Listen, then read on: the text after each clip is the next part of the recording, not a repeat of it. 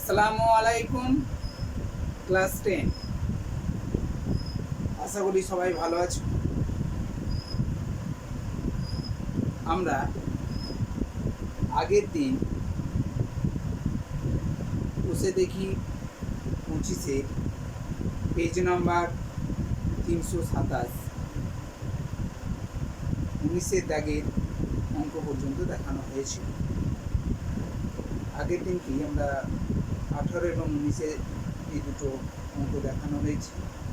আজকে আমরা ঠিক তার পরের অঙ্কটাই নিয়ে আলোচনা করব।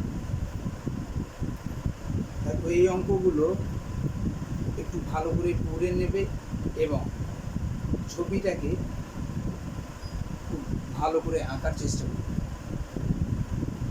দেখো, 20 দাগের যে অঙ্কটা দেওয়া আছে সেটা বলা হয়েছে 5√2 মিটার উঁচু একটি রেলওয়ে ওভারব্রিজ। সেখানে দাঁড়িয়ে অমিতা দিদি প্রথমে একটি ট্রেনের ইঞ্জিনকে ব্রিজের এপারে 30 ডিগ্রি অবনতি কোণে দেখছে, কিন্তু 2 সেকেন্ড পরে ওই ইঞ্জিনটিকে ব্রিজের ওপারে 45 ডিগ্রি অবনতি কোণে দেখতে পাচ্ছি। এটা হচ্ছে মূল জিনিস। দিয়ে তারপর বলেছে ট্রেনটির গতিবেগ প্রতি সেকেন্ডে কত সেটা লিখবে। তো আমাদের দেখো, যে ওভারব্রিজের ওপরে দাঁড়িয়ে আছি সেখান থেকে দেখা হচ্ছে, তাহলে সেখান থেকে ওভারব্রিজের ওপর থেকে যদি দেখি তাহলে আমাদের কি হবে না, দৃষ্টি রেখাটা নিচের দিকে থাকবে, তাই অবশ্যই কি হবে না অবনতি কোণ উন্নতি করবে। তাহলে আমাদের দেখো একটা ওভারব্রিজ আছে যার উচ্চতাটা হচ্ছে 5√3 মিটার উঁচু একটি রেলওয়ে ওভারব্রিজ। তাহলে আগে ওভারব্রিজটা কি দেখে অঙ্কটা দেখো। তাহলে দেখো, এটা আমরা ধরলাম ওভারব্রিজ বলছি, এখানে আছে ট্রেনের লাইন, এটা ট্রেনের লাইন। এখান থেকে অমিতা দিদি সে দেখছে, তাহলে উপর থেকে দেখছে, নিচের দিকে ট্রেনটা, এটা ট্রেনের পার্টি, তো এই ট্রেনের পার্টি দিয়ে ট্রেনটা আসছে। তো এক পারে এই পারে আছে ওভারব্রিজের এপার, আর এটাকে বলা হয় অপর পার, ঠিক আছে। তাহলে এক পার আর একটা অপর পার আছে, এটা ওভারব্রিজ, এই ওভারব্রিজের এক পার, এটা এটা একটা অপর পার। তো প্রথমে এই অমিতাদি কি করেছে, দেখছে ট্রেনটিকে কিরকম ভাবে আছে না, প্রথমে ট্রেনের ইঞ্জিনটিকে ব্রিজের এপারে 30 ডিগ্রি অবনতি কোণে দেখতে বেশ। তাহলে 30 ডিগ্রি এপার, এটা হচ্ছে এপার, এটা হচ্ছে ওপার। তো এইদিকে যদি আমরা 30 ডিগ্রি উন্নতি করতে চাই, অবনতি কোণ, তাহলে নিশ্চয়ই সেটা উন্নতি কোণটাও আমাদের 30 ডিগ্রি হবে। এবং 30 ডিগ্রি কীভাবে অঙ্কন করতে হয় সেগুলো আমরা দেখিয়েছিলাম, যে এই বাহুটা লম্বের এবং ভূমির সঙ্গে সম্পর্কটা কেমন হবে না, লম্বটা যা হবে ভূমিটা তার ডবল হয়ে যাবে, তাহলেই 30 ডিগ্রি কোণ উৎপন্ন হবে। তাহলে নিশ্চয়ই বুঝতে পারছো, তাহলে এইটা যদি এ বি ওভারব্রিজের উচ্চতা হয়, তাহলে এটা হচ্ছে লম্বটা, এবং এই লম্বটা কি আছে না, এর ভূমির যদি ডবল করে দিই ভূমিটাকে, তাহলে মোটামুটি একটা ডবল যদি করে নিই তাহলে বুঝতে হবে সেটা 30 ডিগ্রি কোণ উৎপন্ন করেছে। তাহলে এখন দেখো, এইখানটা আমরা কোণ উৎপন্ন করি, চিহ্নটা পারলে ভালো দিক দিয়ে দেবে, যে দিক থেকে তাকিয়ে দেখছো সেই দিকে চিহ্ন দেবে, ঠিক আছে। এখানে বলেছে অবনতি কোণ, তার মানে এখানে আমাকে একটা কি করতে হচ্ছে, সরলরেখা কল্পনা করে নিতে হচ্ছে, এবং এখানে দেখো 30 ডিগ্রি কোণ উৎপন্ন করলো, এটা হচ্ছে অবনতি কোণ। এটাকে বলা হচ্ছে অবনতি কোণ, কারণ শীর্ষের সঙ্গে কোণ উৎপন্ন করেছে অবনতি। তাহলে এখানে কত হবে, এর যদি অবনতি কোণ এটা হয় তাহলে উন্নতি কোণটাও হবে 30 ডিগ্রি, কারণ এই কোণটা আর এই কোণটা, এই বাহুটা, এটা নাম দিয়ে দাও, একটা এক্স দিয়ে দিলাম। তো এই যে কোণ এক্স এ, এখানে ধরো একটা নাম সি দিলাম, তাহলে এক্স এ সি কোণের একান্তর কোণ কি না, এ সি বি কোণটা হচ্ছে একান্তর কোণ। কারণটা কি না, সিবি আর এক্স এ সমান্তরাল, আর এ সিটা তার ছেদক, বুঝতেই পারছো। এবার দেখো বলেছে অপর পারে যখন তাহলে একটা দিকের ঘটনাটা ঘটলো যে 30 ডিগ্রি অবনতি কোণে দেখলো ট্রেনটির এপারে ইঞ্জিনটাকে, তাহলে এটা হচ্ছে ইঞ্জিন। এই 2 সেকেন্ডে, তার মানে এই জায়গাটার দূরত্ব হচ্ছে ট্রেনটি 2 সেকেন্ডের পর, তাই তো 2 সেকেন্ডের যায়। ট্রেনটি এখানে ইঞ্জিনটা ছিল 2 সেকেন্ড পরে এখানে চলে এলো। এখানে কিভাবে বুঝবে যে এখানে দেখো কত ডিগ্রি উন্নতি কোণ বলে দিয়েছে, অবনতি কোণটা 45 ডিগ্রি দেখতে পাচ্ছি। 45 ডিগ্রি কোণ অঙ্কন করার নিয়মটা বলেছিলাম, এবি বাহুটার সমান করে এদিকে একটা বাহু নিয়ে নেবে, তাহলে এটা হচ্ছে ধরো সমান দূরত্ব। এখন এটাকে যদি আমরা যুক্ত করে দিই তাহলে এই উপরে এটাকে বলা হবে অবনতি কোণ, এটা হবে 45 ডিগ্রি। তাহলে এটা অবনতি কোণ হলে উন্নতি কোণটাও নিশ্চয়ই আমাদের জানা আছে 45 ডিগ্রি হবে, তাই না? অবনতি কোণ যা হবে উন্নতি কোণটাও তাই হবে। ঠিক আছে, তাহলে এটা সি, এটা ডি নাম দিয়ে দাও। তাহলে এই যে সি এবং ডি যে দূরত্ব, এই দূরত্বটা হচ্ছে ট্রেনটি কত সেকেন্ডে যাচ্ছে, 2 সেকেন্ডে যাচ্ছে। অর্থাৎ সিডি এর দূরত্ব যদি আমরা নির্ণয় করতে পারি তাহলে এখানে আমাদের ট্রেনটির গতিবেগ নির্ণয় করতে পারবো, তাই না? তাহলে এখন সিডির দূরত্ব নির্ণয় করার জন্য আমরা দেখো এখানে একটা সমকোণী ত্রিভুজ দুটো পেয়ে যাচ্ছি। এই দুটো সমকোণী ত্রিভুজ থেকে আমাদেরকে নির্ণয় করতে হবে বিসি দৈর্ঘ্যটা এবং বিডি দৈর্ঘ্যটা। এই দুটো দৈর্ঘ্য যদি আমরা নির্ণয় করতে পারি তাহলে আমরা কি করতে পারবো, সিডি দূরত্বটাও নির্ণয় করতে পারবো যোগ করে।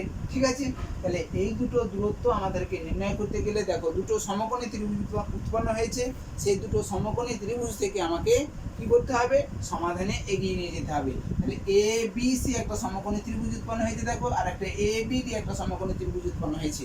ঠিক আছে, এই দুটো ত্রিভুজ থেকে আমরা বিসি এবং বিডি দূরত্বটা নির্ণয় করার চেষ্টা করব। ঠিক আছে, দেখো এখানে এ বি বলেছি কি ওভারব্রিজের উচ্চতা, এই উচ্চতাটাও দেওয়া আছে যে 5√3 মিটার। 5√3 মিটার হচ্ছে কি এ বি এর উচ্চতা। তাহলে আমাদের ছবিটা ক্লিয়ার হয়েছে, এখানে নাম দেওয়া একটা ছবিটা আমাদের ক্লিয়ার। এবার ছবি থেকে আমরা একটু লিখব, লেখার পরে আমরা সমাধানে যাব। কি লিখব, এ বিটা হচ্ছে ওভারব্রিজের উচ্চতা। এ বি হলো ওভারব্রিজের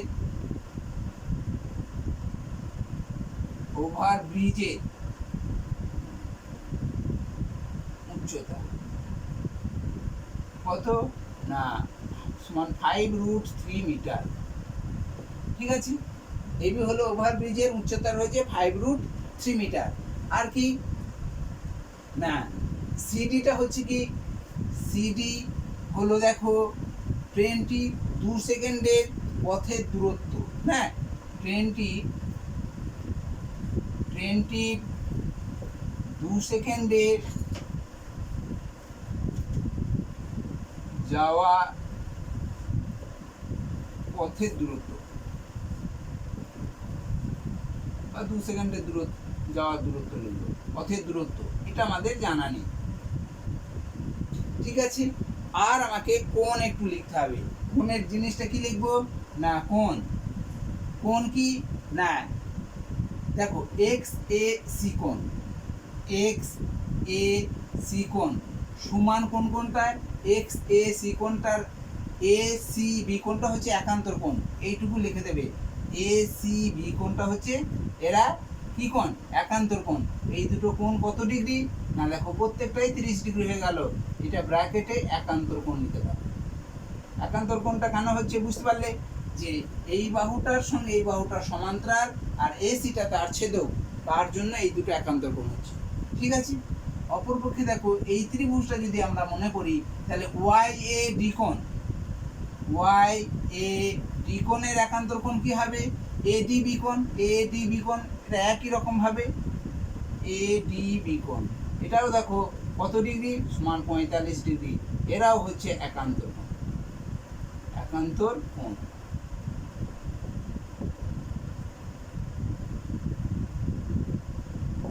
ঠিক আছে, বুঝতে পেরেছো? লেখা আরো লেখা দরকার, কিন্তু আমাদের এইটুকু লিখলেও হবে। ঠিক আছে, এইটুকু লিখবে অন্তত। এবার আমরা দেখো দুটো সমকোণী ত্রিভুজ পেয়ে যাচ্ছি, সেই সমকোণী ত্রিভুজের একটা দেখো এ বি সি একটা সমকোণী ত্রিভুজ, এই সমকোণী ত্রিভুজটার এ বি দেখো একটা বাহুর দৈর্ঘ্য দিয়ে আছে আর একটা কোণের মান দেওয়া আছে, আর একটা বাহুর দৈর্ঘ্য একটা কোণের মান দেওয়া থাকলে আমরা নিশ্চয়ই বাকি দৈর্ঘ্যগুলো নির্ণয় করতে পারি। দেখো তাহলে সমকোণী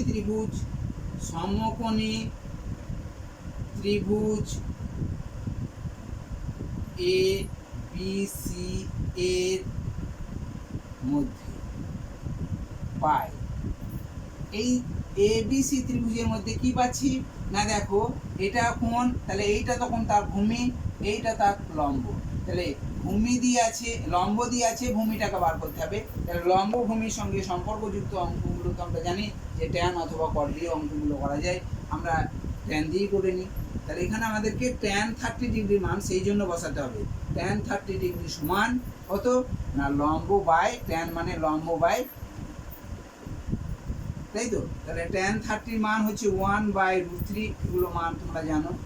লম্ব কোণটা এটা এ বিটা, এই বি লম্বটা কত দিয়ে আছে একবারে বসিয়ে দাও 5√3, দেখো এ বিটা লম্ব 5√3 বসিয়ে দিলাম, আর ভূমিটা কত বিসি, জানা নেই বিসিটাই বসিয়ে দাও। এবার একটু কোণাকুনি গুণ করে নাও, তো বিসি সমান আমরা পেয়ে যাবো কত 5√3 × √3, তার মানে কত 5 3 15 হয়ে যাবে। 5 আর √3 গুণ করলে 3, তাহলে 5 3 15, তাহলে বিসিটা হচ্ছে 15, এই বিসি দৈর্ঘ্যটা হলো 15 মিটার হয়েছে। আমরা একইভাবে আরও একটা ত্রিভুজ থেকে আমরা পাবো, একইভাবে লিখতেও পারো। আবার যে সমকোণী ত্রিভুজটা হয়েছে সেটা লিখবে এ বি ডি সমকোণী ত্রিভুজ থেকে পাই, এ বি ডি সমকোণী ত্রিভুজ থেকে পাই।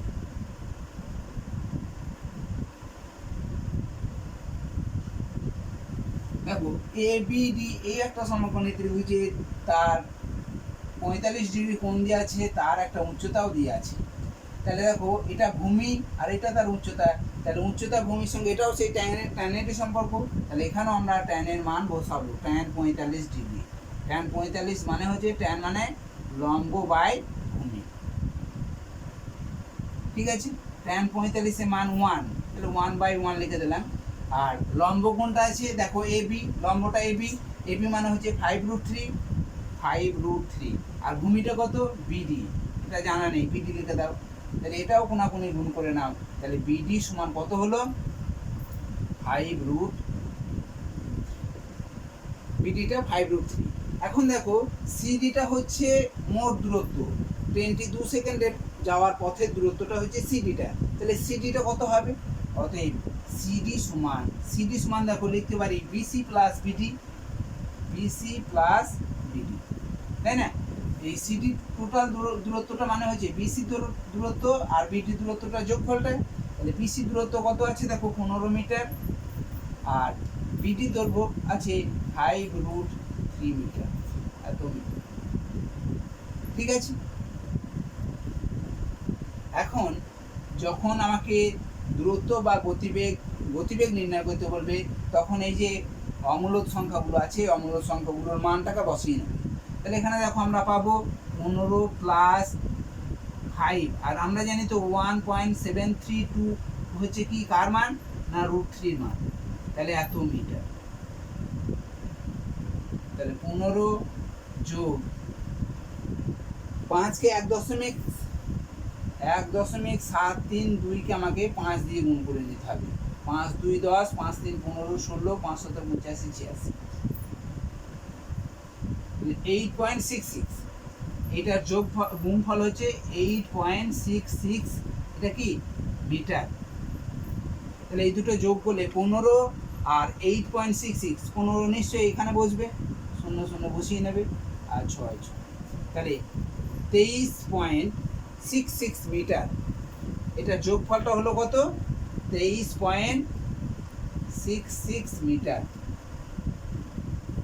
হয়েছে। তাহলে দেখো এই সিডি দূরত্বটা যেতে কার সময় লেগেছে, ট্রেনটি 2 সেকেন্ড সময় লেগেছে, তাহলে ট্রেনটি 2 সেকেন্ডে যাবে, এরকম ভাবে লিখবে ট্রেনটি 2 সেকেন্ডে যায় কত 23.66 6 মিটার। তাহলে 1 সেকেন্ডে বলেছে ট্রেনটির গতিবেগ সেকেন্ডে কত মিটার, তাহলে 1 সেকেন্ডে বার করলেই হবে 23.66 বাই 2। 2 দিয়ে ভাগ করতে পারলে 2 দিয়ে ভাগ করবে, এখানে 2 দিয়ে ভাগ করলে দেখো 23 আছে, তাহলে 11 2 22 হলো, 1 থাকলো, দশমিক উঠে গেল, 1 থাকলো, 8 2 16 হলো, আর আর 3 শুধু 6 থাকলো, 3 2 6। ঠিক আছে, বুঝতে পারলে? তাহলে 11.883 মিটার হচ্ছে 1 সেকেন্ডে তার গতিবেগ। তাহলে ট্রেনটির গতিবেগ এত, তাহলে অতএব গতিবেগ, ট্রেনের গতিবেগ 11.83 মিটার পার সেকেন্ড, অর্থাৎ সেকেন্ডে 11.83 মিটার তার গতিবেগটা ছিল। যদি ধরো এটার গতিবেগ ঘন্টায় বার করতে বলে, তাহলে এইরকমভাবেই অঙ্কটা করবে। 2 সেকেন্ডে যায় এত মিটার, 1 সেকেন্ডে যায়, আর 1 ঘন্টা মানে আমরা জানি 3600 সেকেন্ড। 3600 সেকেন্ডে কত যায় সেটা মিটার থাকবে, মিটারটাকে 1000 দিয়ে ভাগ করে দিলেই আমরা কিলোমিটার পেয়ে যাবো। তখন আমাদের গতিবেগটা কিলোমিটার পার ঘন্টা লিখবে। ঠিক আছে, তাহলে বুঝতে পারলে এই অঙ্কটা?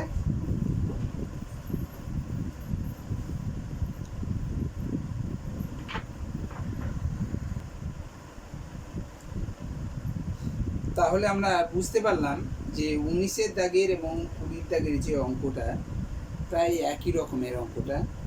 19-এর দাগের অঙ্কটা ছিল উন্নতিকোণ দিয়ে, আর 20-এর দাগের অঙ্কটা চিত্রটা প্রায় একই রকম, এটা শুধু অবনতিকোণ দিয়ে আছে। এটাই হচ্ছে পার্থক্য, বাকিগুলো সবই নিয়ে পারবে। এখন দেখো 21-এর দাগে যে অঙ্কটা দিয়ে আছে সেটা একটু পড়ে নিই। বলছে একটি নদীর পাড়ের সঙ্গে লম্বভাবে সেতু আছে, পাড়টার সঙ্গে লম্বভাবে সেতুটা আছে, তাহলে সেতুটির অবস্থান হচ্ছে পাড়ের সঙ্গে লম্বভাবে। সেতুটির একটি পাড়ের প্রান্ত থেকে নদীর পাড় ধরে কিছু দূর গেলে সেতুর অপর প্রান্তটি 45 ডিগ্রি কোণে দেখা যাবে।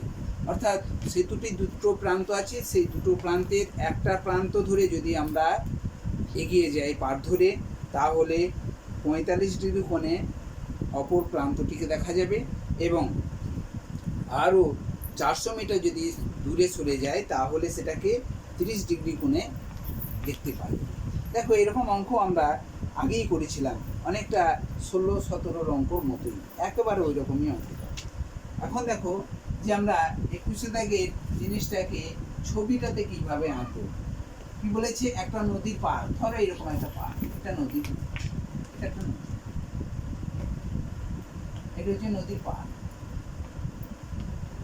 এটা নদী, এটা নদীর চওড়া সব জায়গায় সমান আছে।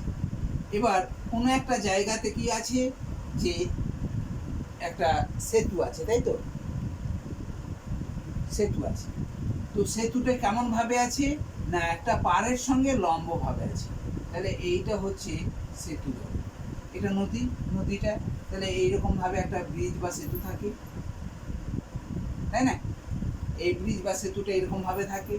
এবার দেখো এটা নামও দিয়ে দিলাম এ বিটা, এটা এ, এটা বি দিলাম।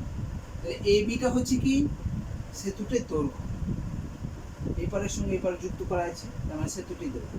আর এই সেতুটি দেখো এই একটা পাড়ের সঙ্গে 90 ডিগ্রি কোণ উৎপন্ন করেছে, লম্বভাবে আছে 90 ডিগ্রি কোণ উৎপন্ন হয়ে গেল।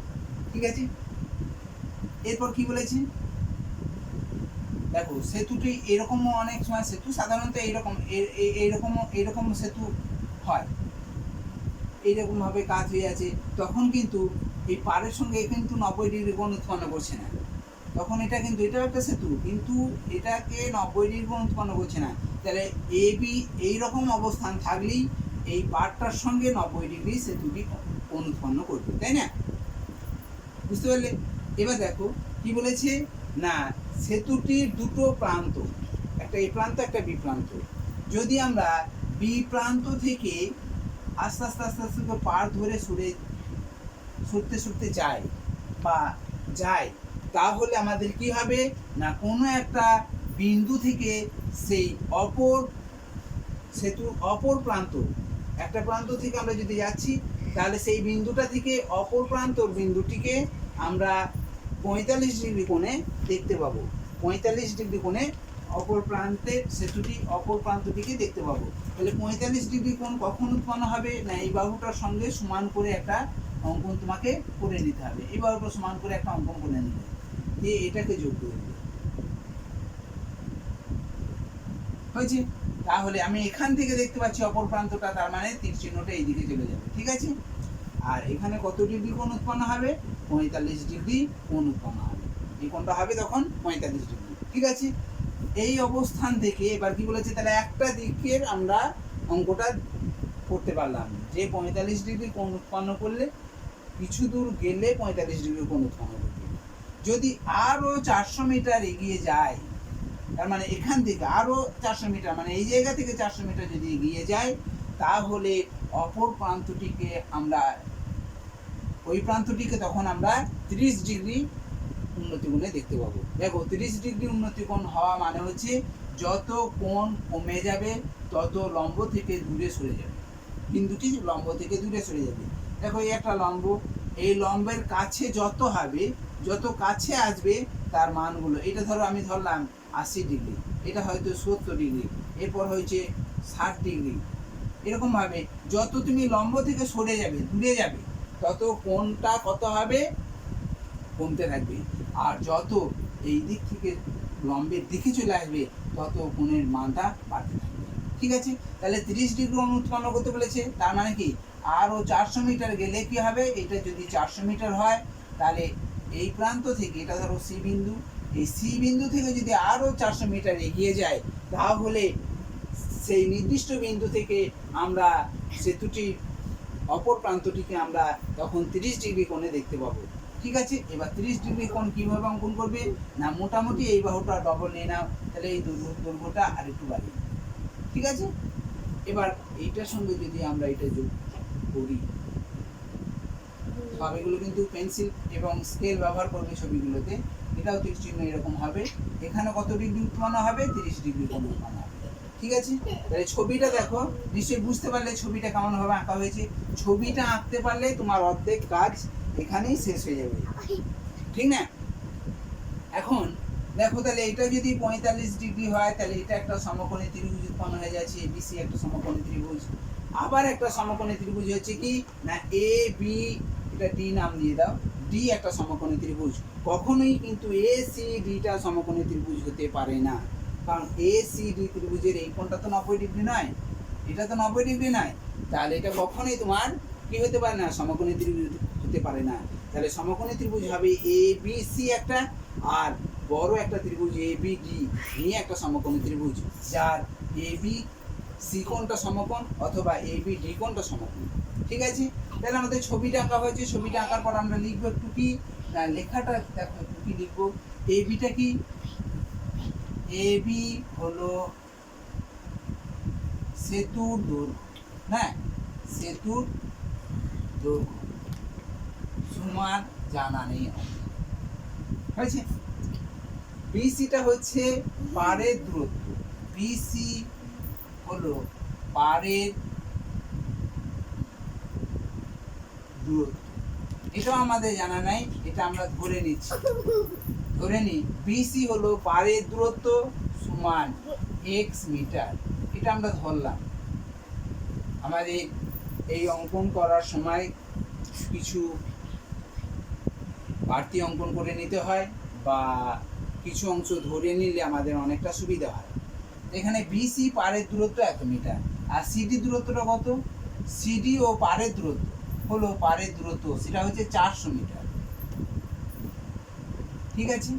তাহলে আমাদের এটা যদি এক্স মিটার ধরে নিই, এটা এক্স মিটার আর এটা 400 মিটার, তাহলে বিটি দৈর্ঘ্যটা কত হবে? অতএব বিটি দৈর্ঘ্যটা হবে কত? এর দৈর্ঘ্য কত হবে? বিটি দৈর্ঘ্যটা তখন হয়ে যাবে দেখো এক্স প্লাস 400 মিটার, তাই না? তাই তো, কারণ এটা এক্স মিটার আর এটা সিডিটা 400 মিটার, তাহলে এক্স প্লাস 400 মানে হচ্ছে বিডিটা দৈর্ঘ্যটা। আর কি কি কোণ লিখবো? কোণ এ সি বি কোণ, এ সি বি কোণ কত? 45 ডিগ্রি। ঠিক আছে? আর এ এ ডি বি কোণ, এ ডি বিকোণই লিখবে। এ বি ডি যখন ত্রিভুজটা হবে তখন এ ডি সি লিখলেও হয়, কিন্তু এ ডি বিটা লেখাটা ভালো হবে। এ ডি বিকোণটা হবে 30 ডিগ্রি। ঠিক আছে, তাহলে দেখো ছবি আঁকার পরে এই দুটো তিনটে লাইন লিখতে হয়, এইটুকু লিখবে। লেখার পর আমাকে দেখো আমরা এর আগেও এরকম ধরনের অঙ্ক করেছি, দেখবে 17 বা 16 দাগের যে অঙ্কগুলো আছে, এবং এদিকেও একটা অঙ্ক আছে 9 বলছি 8-এর অঙ্কটা আছে বা 7-এর অঙ্কটা আছে, এইরকম ধরনের অঙ্ক সবই একই রকমের টাইপের অঙ্ক। এগুলো তোমরা আগেও করেছো নিশ্চয়ই, এটাও পারবে করতে। এখন দেখো, তাহলে এখন আমরা এ বি সি সমকোণী ত্রিভুজ দেখতে পাই। এখন এ বি সি সমকোণী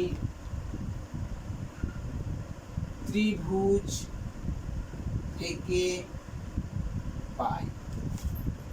ঠিক আছে, তাহলে এবিসি সমকোণী ত্রিভুজ থেকে দেখো কি আছে না, একটা কোণ দিয়ে আছে, একটা বাহুর দৈর্ঘ্য দিয়ে আছে, বিসিটা হচ্ছে ভূমিটা দিয়ে আছে, লম্বটাকে বার করতে হবে। তাহলে ভূমি ও লম্বর সঙ্গে ট্যানের সম্পর্ক, তাহলে ট্যান বসাবো। ঠিক আছে, আর তোমাদের আরও দেখানো হয়েছিল যে সাইন বা কস কখন বসবে না, যদি কোনো কিছু মুচকে যায় বা ভেঙে যায় বা কাত হয়ে কোনো কিছু মইকে দেয়ালের সঙ্গে স্থাপন করা হয়েছে, এই রকম অবস্থায় থাকলে তখনই আমাদেরকে জানতে হবে সাইন অথবা কসের মানটা আমাকে লিখতে হয়। ঠিক আছে, আর বাকি যে সমস্ত অঙ্কগুলো আছে বেশিরভাগ অঙ্কগুলোই আমাদের কি আছে, হয় ভূমির দৈর্ঘ্য দিয়ে আছে লম্বটাকে বার করতে হবে, অথবা লম্ব দিয়ে আছে ভূমিটাকে বার করতে হবে, অর্থাৎ ট্যানের সঙ্গে সম্পর্কযুক্ত। বেশিরভাগ অঙ্কগুলোই ট্যানের সঙ্গে সম্পর্কযুক্ত। তাহলে এখানে দেখো ট্যানের মানটা আমরা বসাচ্ছি, ট্যান 45 ডিগ্রি সমান আমরা জানি লম্ব বাই, তাই না? ট্যান 45 মানে কি,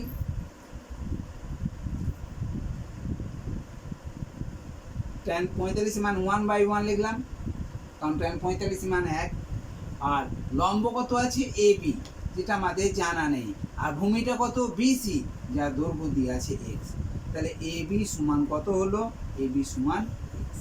ঠিক আছে, তাহলে এ বি দৈর্ঘ্যটা আমরা বার করতে পারলাম। এবার দেখো একইভাবে সমকোণী ত্রিভুজ, দেখো এ বি ডি থেকে পাই, এ বি ডি থেকে পাই। ঠিক আছে, এ বি ডি থেকে দেখো কি হবে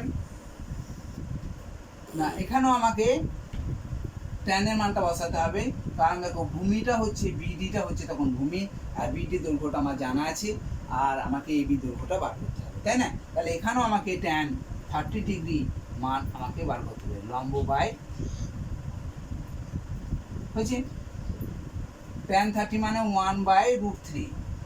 লম্ব কত আছে, লম্ব দেখো এ বি, বসিয়ে নাও আগে এ বি, আর ভূমিটা কত আছে বিডি। দেখো বিডিটা তখন এ বিডি এর বিডিটা ভূমি, সিডিটা কখনোই ভূমি নয়, টোটাল বিডিটা হচ্ছে ভূমি। তাহলে এখন ট্যান মানে 1/√3। এবার এ বির মান দেখো তোমার জানা আছে, মানগুলো বসিয়ে দাও এক্স। ঠিক আছে, আর কি আছে, বিডি এর মানটাও তোমার জানা আছে, বিডি এর দৈর্ঘ্যটা কত আছে এক্স প্লাস 400, তাহলে এক্স প্লাস 400। ঠিক আছে, দেখো এবার আমরা একটু কোনাকুনি গুণ করলাম, তাহলে x√3, এক্স আর √3 গুণ করলে x√3 সমান এক্স প্লাস 400। দেখো একে এইটা দিয়ে গুণ করলে এক্স প্লাস 400ই হবে। এবার দেখো এক্স এর কাছে এক্স নিয়ে এলাম, x√3 মাইনাস এক্স সমান কত হবে 400। ঠিক আছে, তাহলে দেখো এক্স এখানে আমাদের কমন পেয়ে যাচ্ছি, তাহলে √3 - 1 সমান 400। ঠিক আছে, তাহলে এক্স ইন্টু √3 - 1 সমান 400, তাহলে এক্স সমান কত হবে, বা এক্স সমান দেখো তাহলে কত হবে না 400/√3 - হয়েছে। দেখো হরের করণের মধ্যে পড়ছে, তাহলে তার করণের নিরসন করতে হবে, এবং তার করণের নিরসন উৎপাদক দিয়ে আমাকে কী করতে হবে, গুণ করতে হবে লব ও হরকে। তাহলে এখানে আমাদের 400, একে আমার কি করণীয় সব উৎপাদক কত হবে √3 + 1, তাহলে √3 + 1 লব এবং হরকে আমাকে গুণ করতে হবে, এটা তোমরা জানো ওগুলো সব। ঠিক আছে, তাহলে দেখো 400 হলো ওপরে, আর √3 প্লাস 1। আর নিচে দেখো a plus B into a minus B, সূত্র হচ্ছে a square minus B square. a square মানে হচ্ছে √3 স্কোয়ার মানে 3, আর 1 স্কোয়ার মানে 1 সমান কত 2, তাই তো? এখানে 2 হলো। তাহলে এখানে 2 দিয়ে আমরা যদি এটাকে কাটাকাটি করি তাহলে 200 সমান 200 ইন্টু √3 প্লাস 1, এত কি মিটার। এক্স এর মানটা হচ্ছে 200 ইন্টু √3 প্লাস 1। এবার দেখো কি বলেছে, আমাকে চেয়েছে যে সেতুটি দৈর্ঘ্য নির্ণয় করো। দেখো সেতুটি দৈর্ঘ্য, আমরা এখানে সেতুটি দৈর্ঘ্য বলতে কোনটাকে বোঝানো হয়েছে, এ বিটাকে বোঝানো হয়েছে। সেতুটির দৈর্ঘ্যটা হচ্ছে এ বি, তাহলে আমাকে এ বি এর মানটা বসালেই হয়ে যাবে, কারণ সেতুটির দৈর্ঘ্য এ বি এর মানটা কত এক্স, এ বি এর মানটা কত এক্স। তাহলে অতএব সেতুর দৈর্ঘ্য হতে এখানে, অতএব সেতুর দৈর্ঘ্য কত আছে না এ বি সমান এক্স, আর এ বিটা আমাদের সেতু দৈর্ঘ্য, আর সেতু দৈর্ঘ্যটা কত পেয়েছি এক্স মিটার পেয়েছি, হয়েছে। আর এক্স এর মান আমরা এখন বার করতে পারলাম এটা, তাহলে সেতুটির দৈর্ঘ্যই হবে এটা। অর্থাৎ সেতুটির দৈর্ঘ্য হবে এ বি সমান কি দিয়ে আছে ও এক্স, আর এক্স এর মানটা কত দিয়ে আছে সেটাই বসিয়ে দাও। তাহলে 200 into √3 plus 1 metre, 200 into √3 plus 1 metre. ঠিক আছে, ধরো সেতুর দৈর্ঘ্যটা কখনো কখনো এখানে এক্স না হয়ে x√3 হতে পারে, তাহলে কিন্তু এ বি সমান x√3 বসাবে, x√3 এক্স এর মানটা এখানে √3 দিয়ে আবার গুণ করতে হবে। ঠিক আছে, তাহলে জিনিসটা বুঝতে পেরেছো? এরকম ধরনের মাধ্যমিকের পরীক্ষায় অনেকবার এসেছে, তো এগুলো তোমরা একটু ভালো করে প্র্যাকটিস করবে। ঠিক আছে, আজকে তাহলে এ পর্যন্তই। আসসালামু আলাইকুম।